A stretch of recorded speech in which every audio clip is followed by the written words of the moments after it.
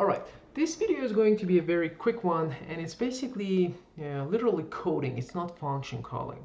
So in that sense, there's a very good chance that you're not going to use any of these, the part of the code for the course. But however, you should know that behind the scene, the authors that are using, that are writing those functions for us are using these conditioning operators behind the scene. And again, it's good to know, it's good to be familiar with them, especially if you're into coding. These are musts, right? So how can I write a conditional statement? How can I use if, while, repeat, for? How can I write multiple loops inside each other, right? Again, for the sake of this course, you don't need to master this video, but for your own sake, if you want to become a programmer, this is must. All right, so what are these operators? We have while statements, repeat, for, and if. And that's basically then we are going to see how we can create our own functions. So these are the ones that we're going to cover. And again, I will be very quick. If you had any questions, just let me know, because again, this is somehow irrelevant to at least to our course. All right, so the first one is while. So we're going to make sure that the R is repeating something while some condition is true. So we're going to say that, let's make a counter. So the counter is 1. So the counter is going to be 1. I'm just saying that, okay, assign number 1 to counter. And I'll say that while, as long as this counter is less than 10, do this thing for me. So again, it's very common that we do something like this, and then open close paren, then put bracket, write something in this bracket, and that's it. So here we can use while, if, when, for, and etc. Right? So the first one is while. So you see the color is different: while, repeat, for.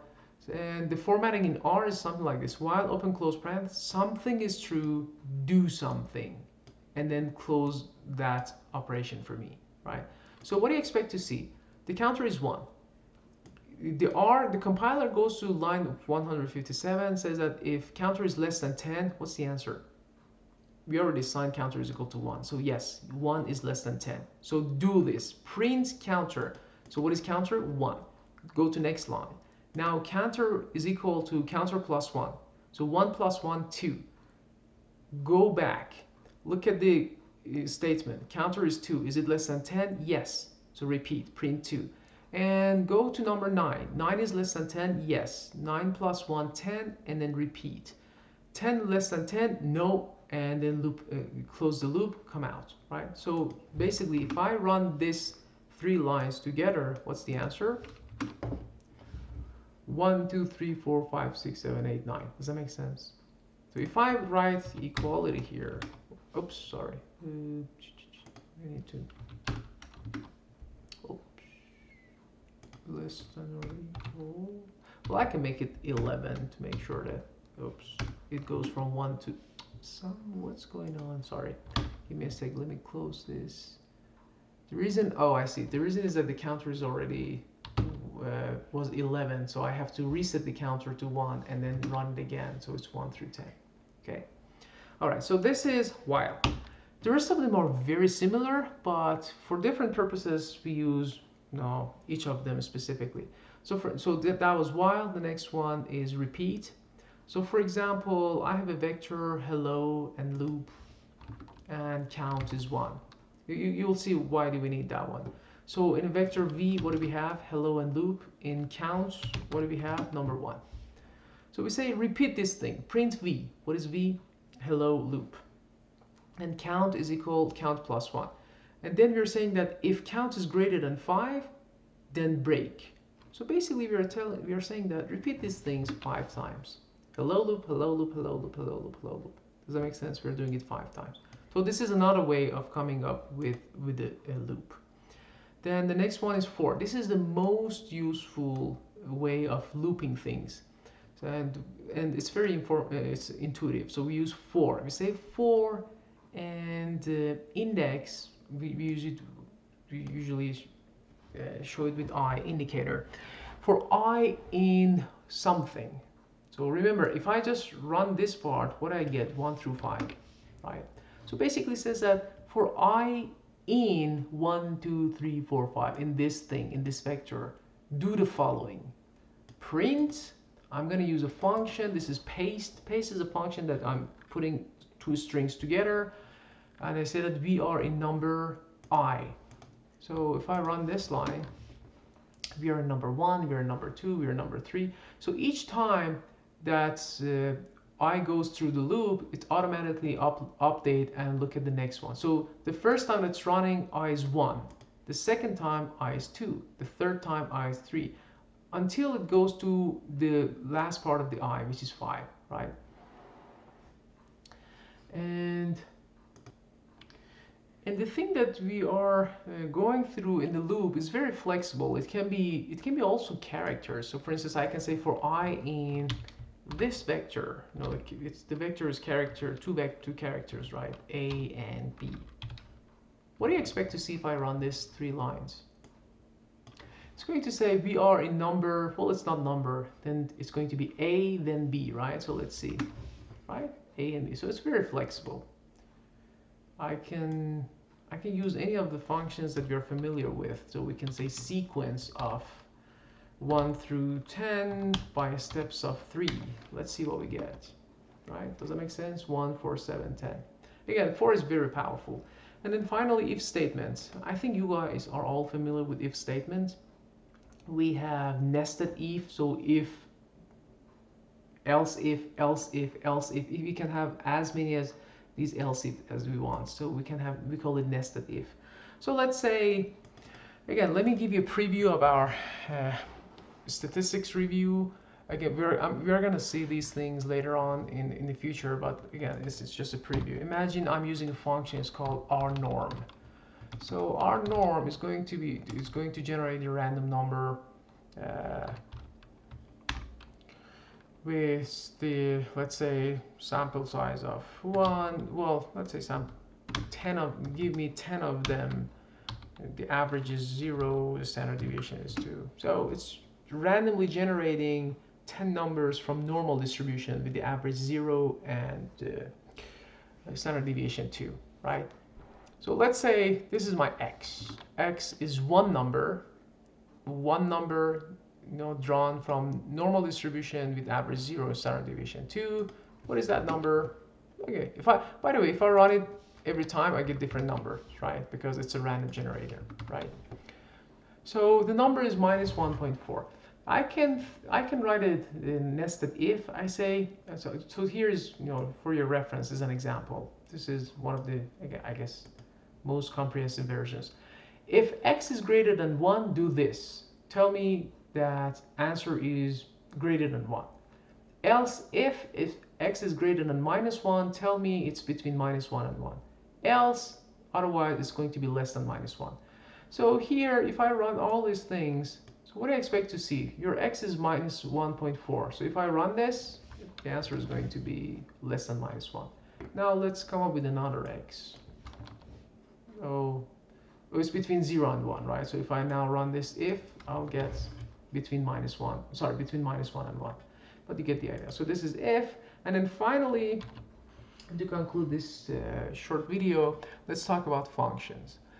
The reason that I want you to understand what are functions is that, because remember, at the end of the day, you are borrowing from other people's functions. So you should know how functions are working. You can write your own functions. You can put hundreds of these functions together and give it a name, call it a package, and then submit your package to CRAN community. The developers there are going to look into your package, and if they approve that everything in your package is correct, they make it available to public audience, and then every single other person in the world can download your package and get access to your functions. Does that make sense? Isn't it beautiful? So this is why we like to work with programs like R and Python, because we are leveraging on other people's knowledge a lot. We are learning together, right? Okay, so what are the functions? So imagine I want to come up with a function. I just call it, let's make a funny function. So it's I just want to call it Pedram, my name. It's a function, right? I can name it anything, right? I can put dots, and I can, this can be literally a function. How do I define that function? So I'm going to say that, make it a function, right? Make it a function, and in that function, first you have to tell him the inputs. So let's say I have two variables, and these are the name of variables. They can be anything. I just want to, so this is my preference. I just want to call them A and B. You can call it X, Y, X1, X2, and etc. Then I can say, what do you want to do with A and B? I say that, you know what? Whenever somebody calls Pedram.Jahangiri, they should give you two numbers, A and B. And then you go ahead and take the first number, add the second number to that, and for some stupid reason add 100 to that. Okay, again, you are the owner of your function. I hope that you realize what we're doing. So if I press enter now, then and if I go to my environment, there's going to be some new thing under the functions, right? It's called Pedram.Jahangiri, right? So this is a function. There are two inputs, A and B, right? And by the way, look at, no, this is a good, well, but you can click, you can double click on these things and see what's inside. So for instance, if I double click again on my list or my data frame, I can see it here. This is my data frame. For those of you who are more familiar with Excel, this is another way of seeing the data frame, but we rarely do something like this because the data frame that we're going to work with are huge, and well, in econometrics they're not huge, but in real world they are huge, so you don't get a luxury to see the data sets like this. But that was a side note. Okay, so I was talking about this function Pedram.Jahangiri. Now we're done with our function, right? So let's call it Pedram. Now as soon as I start typing, R already understand that there is a function called Pedram.Jahangiri, and it's in the global environment. So let's say, and then when I open close paren, it says that it's waiting for two numbers, A and B. So give it two numbers, 10 and 20. Do you remember what was the function? Add them plus 100. So what's the answer? 130. So if I press enter, that's it. So that's how simple you can generate your own function, and definitely you have to give it proper names, right? So instead of Pedram.Jahangiri, so I should have named it add, for instance, add two numbers, then plus 100. Maybe if I want to make this function published, maybe this is a better name, right? So I can say, you know what? I already have it here, so, oops, sorry. Now this is a better name. So now if I call add dots two numbers, it's already there. I publish it.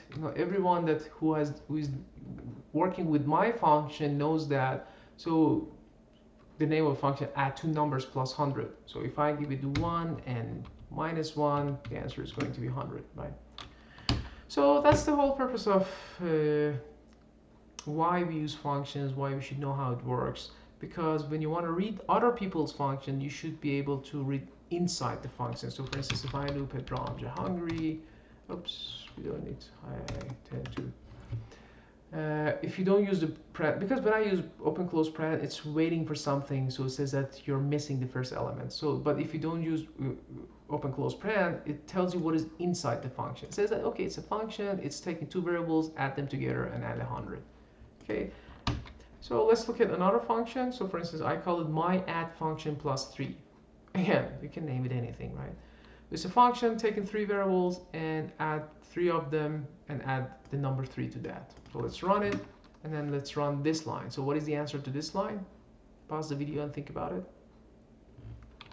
Here you go, 6. 1 plus 1 plus 1 plus 3 is 6.